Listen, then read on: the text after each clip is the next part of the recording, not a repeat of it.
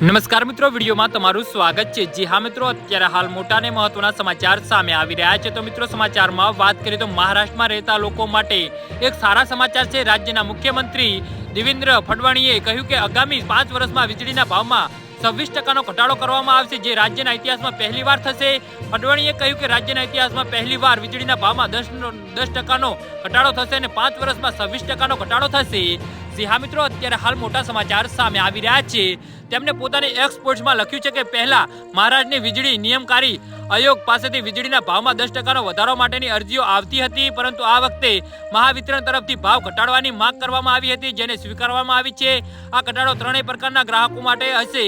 જી હા મિત્રો, અત્યારે હાલ મોટા સમાચાર સામે આવી રહ્યા છે।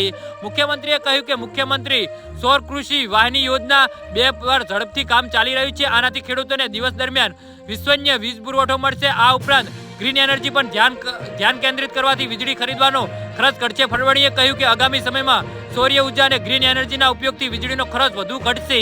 જી હા મિત્રો, તો આના વિશે તમારું શું કહેવું છે તો નીચે મારી કમેન્ટ બોક્સમાં જરૂરથી જણાવજો અને મારી યુટ્યુબ ચેનલને સબસ્ક્રાઇબ કરવાની ભૂલતા નહીં। વિડીયો પૂરો જોવા બદલ તમારો ખૂબ ખૂબ આભાર।